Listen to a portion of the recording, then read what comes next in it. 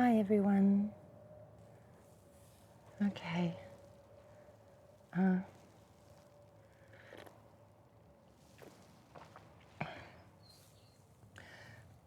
The spirits asked me to talk this morning.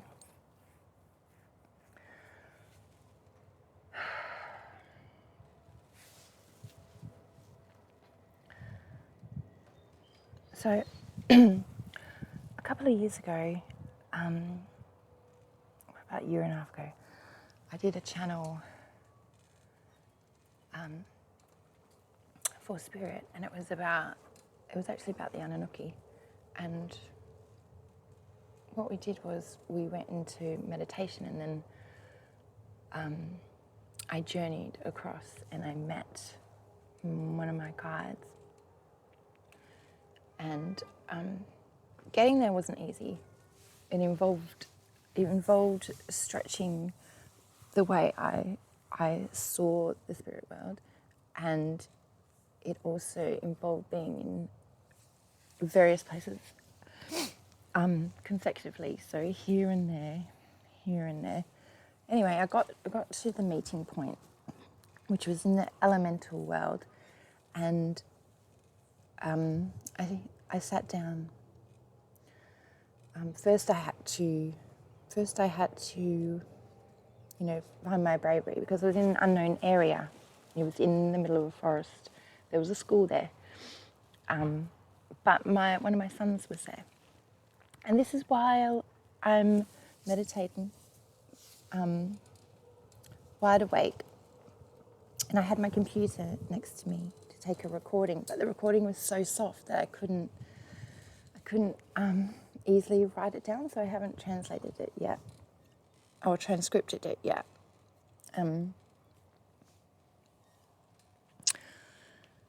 So I meet a being there, and he describes the rulers and what they do and how they help humanity. And these rulers are like intermediary, celestial, monitoring energies that enter human consciousness. And in the 2000s, we used to use 3 beacons of light, which is it's a company, an organisation that does channels and healing. 3 beacons of light.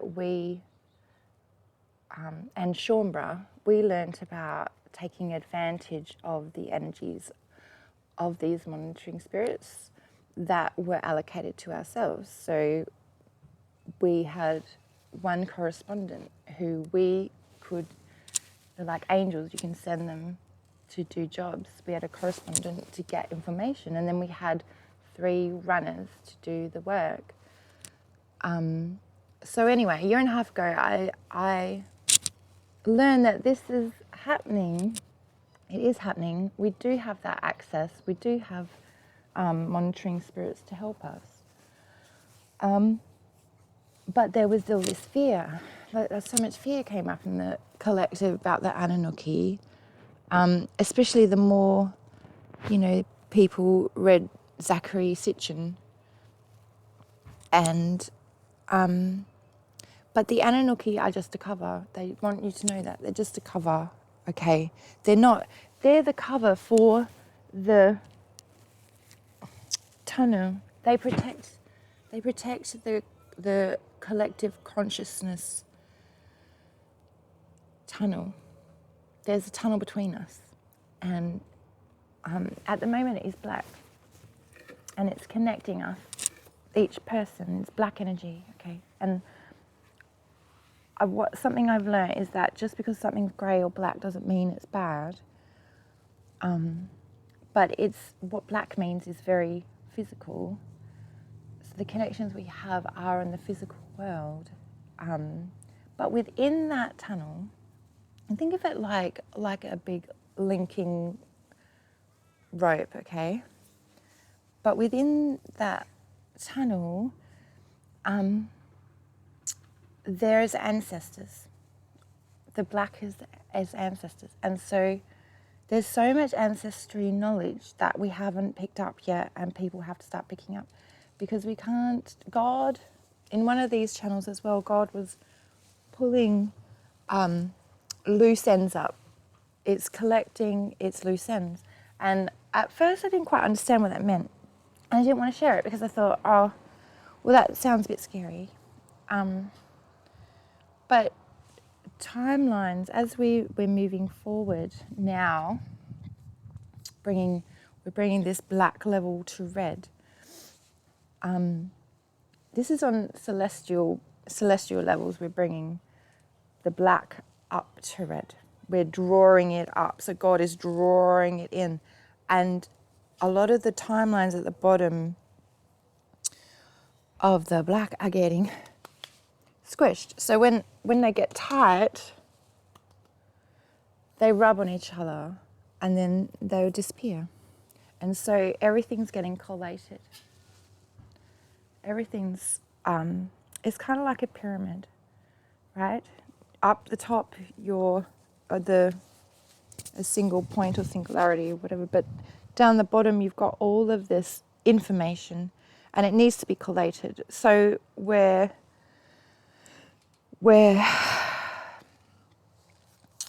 minimizing loose ends because they're hanging around as thought forms and we don't need them anymore and they're not creative.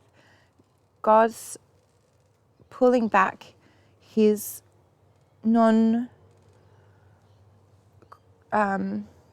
he's pulling back his stifled anchor points, which are non-creative. And anchor points can be anything, as long as there's a consciousness on the lower level at that moment, which is black, but it's coming into red. It may already be red. I haven't got confirmation on that, but I did see when I visited the black level, it did turn to red, and we've had more people in the red than in the black. And the black is generally the root to the earth, okay? Although these connections between us as a collective consciousness, that connection is in our heart area, is around here. So we are connected to the earth, but they're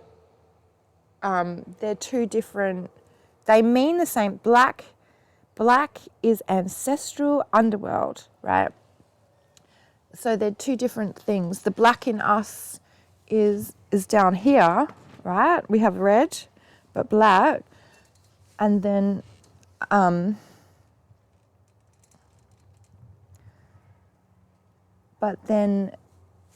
black, the colours can also represent the levels of interaction. So it makes sense that we're interacting physically or on this physical very low level. What else do I want to say?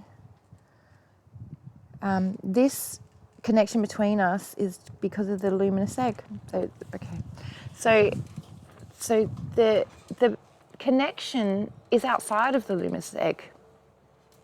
It's beside it. It's not within it.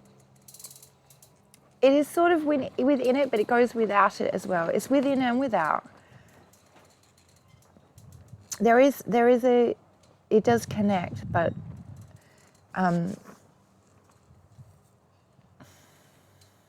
it's within and without. It's more attached to the pedestal. There's a pedestal which is cradling the womb of you. And I can't even say the womb of humanity because we are not all together in a womb. Okay, we are all together in a celestial level, yes. And it's right at the bottom, yes. And there's luminous eggs, and they sit in a field of celestial you want to call it sky, celestial sky. They sit in a field, and it's blue sky. It's pretty, okay. But these eggs are sitting on a pedestal, and I keep finding symbolism to represent this. And this is the Annunuki. The Annunuki told me about their rulership after I saw the field, okay. So they sit in a pedestal, and there's like 50, as far as I can see that way, and there's 50 as far as I can see that way, okay? But I could not limit it to 50, to be honest, because when you're in the other realms, space is not the same as it is here. Distance is not the same. Accuracy is very difficult. In fact, yeah, accuracy is very difficult unless it's the power, unless it's the number 3. If it's number 3, then that's fine. But once it starts getting more than that, it's hard for the conscious mind to remember and bring back. But so these eggs are in the field, and I was floating in between them, and what I noticed was in front of me a few were glowing, and I was like, oh, that's really good. And then I looked up and out, and that's when I saw the whole field, and a lot weren't glowing. They were grey, and all that means, it took a while to learn what that means, but all that means is because I was really worried at first, about people, because there's a reason why I know they were people. I went into one, I moved forward into one, and I found myself in America with a man, and he was in the bathroom, and he was wondering, he's like, why do I feel so sad? Hello, baby. Why do I feel so sad? And he was looking in the mirror, and he was questioning himself. But his egg was bright white. It was lit up. And but the other eggs had a grey mist around them. And since then, I've learnt to work with the mist in a couple of ways. So I'm not worried about mist anymore. But at first I was like, what is that? It's grey, and I can't see any light coming out, and it was weird, it worried me. But it turns out the grey is just a veil and thought forms. So you can light the fire within, as Carlos Castaneda would say, light the fire within, and then you're going to kind of melt away those thought forms, and then the light shines from the egg. So it's almost like we've been placed like a crop. It's so bizarre. Or like dragon eggs, and we're going to hatch out of them. And I've been to what I call the celestial level, where it's in the sky. There's sky all around on these levels, and you drop through the sky to get to the levels. This particular level of the eggs, I'm pretty sure was right down the bottom, because it was like in space between spaces.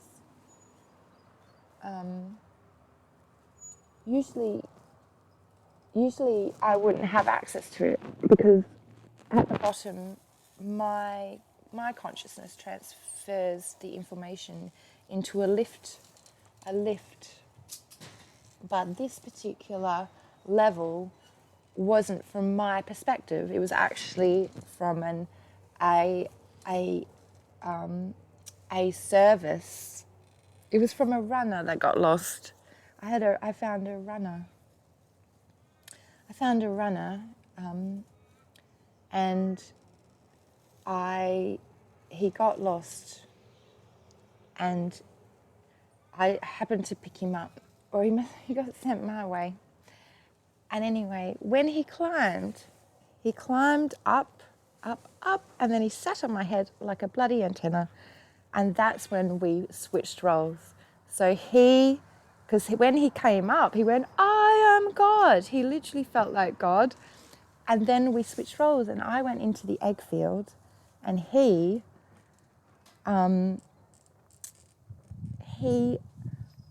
was on me, riding me. He's riding me, and I rode him. We rode each other. And that's how I got to see the field of luminous eggs.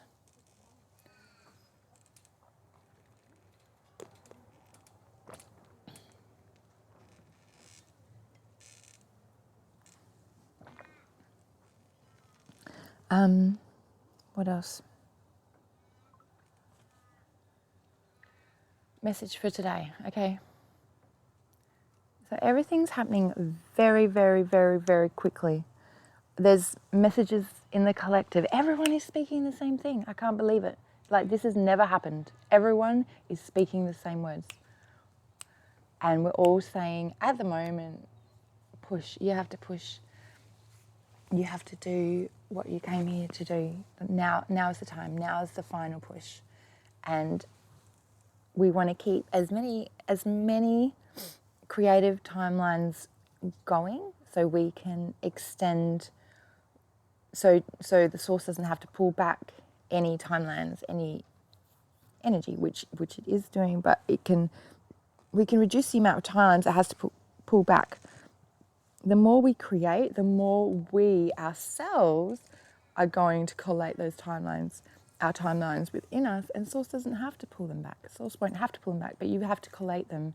You've got to raise the bar, and you have to let, as you pull your consciousness up, you're going to get more creative, but you're going to pull these together, these lower timelines, and they're going to rub together. As they come together, then they're going to disappear. We're kind of, before 2 years ago, 3 years ago, and in the past, we just had two rubbing together. Now we have a whole lot. We've got a whole lot rubbing together, and a lot of it is from ancestors. So it's old energy. It's old. You don't need it anymore. So all we have to do to move the old energy is just create. I'm on here talking to you today, and I don't like public speaking. I like writing.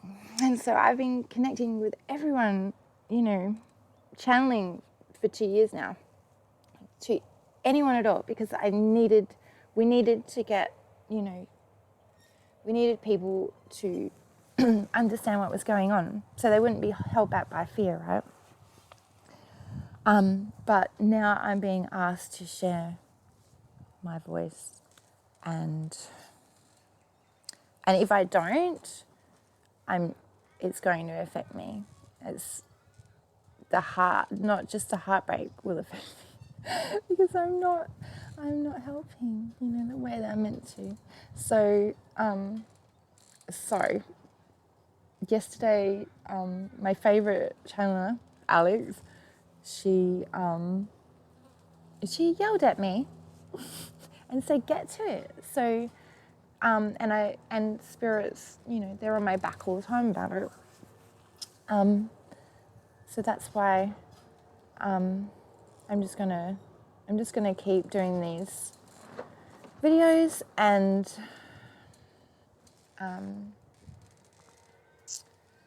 I might go delve a bit deeper into my stories, but because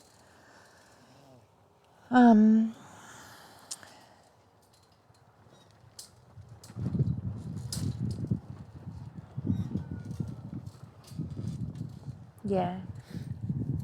not sure how I'm going to share my stories yet, how I'm going to share the stories, but we'll see. we'll see. All right. Ciao.